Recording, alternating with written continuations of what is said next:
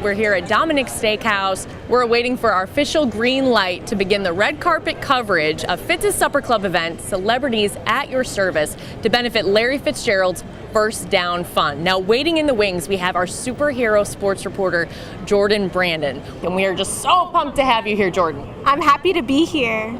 So tell me, did you sleep at all last night? I didn't. I was really nervous, but I know I'll kill it. Well, I saw you on your social media. You were getting ready, you were letting everybody know, you had your questions mapped out. How are the butterflies feeling? They're feeling not very good, but they're flying a little bit? Yeah, but I practiced my parents and my friends at school, so I know I got them down. Fantastic. And maybe let's just give a shout out to your school before we get going. So I go to Campo Verde High School in Gilbert, Arizona. Go Coyotes! And let's give your media teacher a shout out as well. My media teacher is Beth Fredette, and we do CBTV every Wednesday, and it's prepared me for this moment. Well, are you ready to meet Larry? Yes, I am. Ooh, I think I see him rolling up. All right, let's get into place. I'm Lauren. We're going with the Greater Purpose Project, okay? So our line of questioning has to do with finding the real-life superheroes in people. So I want to ask you who some of your personal superheroes are in your own life. Well, I'd say number one, Pat Tillman. I mean, there's no question when you think about Pat Tillman, the sacrifice he made for his country, for freedom, and so he's number one. I think about the players on our roster. Like tonight we're celebrating what Larry does in the community. He does so many great things. We all know what he does on the field, but what he does off the field doesn't get celebrated enough. So I'm glad we're able to celebrate it tonight and also have a great steak here at Dominic's. I feel like it's sort of anybody that can use a platform they have, like Larry, for example, to benefit other people, like an event like this, you know, where it's clear he's not just a guy that's like made a big name for himself and that's that and look at me. People that do that, you know, that make their name or their craft about other people as opposed to about them. When you talk about superheroes, a lot of times it comes down to the people that have been in your life that have had the greatest impact. You know, my mom is no longer with us, but she is the person who had the greatest impact in my life. Taught me hard work, perseverance, you know, all the things that were necessary, you know, for me to succeed. Who are some of your real life superheroes? Gosh, everybody that I grew up that was named Coach was a leader to me and was one of my heroes, probably why I became a coach. And I didn't realize at the time they were probably just somebody's dad giving up their time, but they were coach. Growing up, it was like Michael Jordan. But Liam Smith every now and then, Michael Irvin. Okay.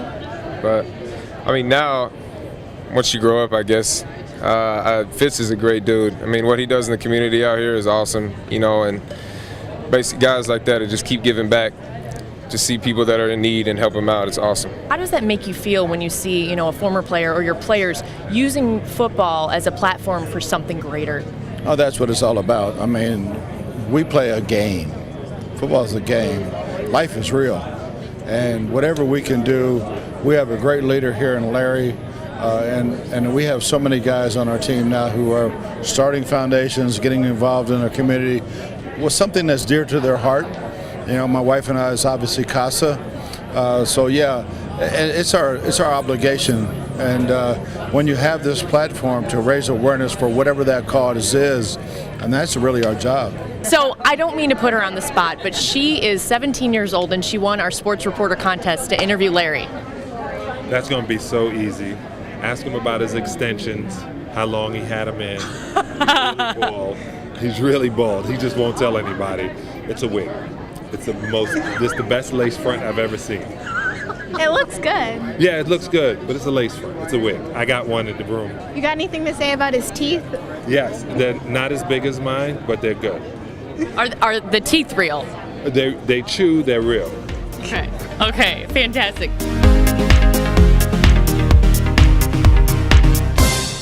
Got the toenails matching the dress. You're doing it right. Okay. All right, I'm handing this over. She's taking over. She's got this. All right. Okay. In a recent study, 88% of deceased football players have developed CTE. With that being said, would you let your sons play football? Well, you know, my parents never put any restrictions on me. They told me whatever my heart desired, they would allow me to do it, long as it was, you know, in good faith and alignment with our family values. And they allowed me to pursue my dream. I think it's only right for me to allow my sons to be able to do the same thing. Obviously, I'm gonna do everything in my nature to protect them and make sure they go out there and have the best equipment possible. But you know, as a parent, you have to encourage your children to do positive things. Yeah. In all your years of playing football, who has been your favorite teammate to play with? Oh my goodness, I can't pick one. You asked for the hard questions. Yeah, I know because if I name one, I know I'm leaving other guys. I mean, I've had some wonderful teammates, honestly.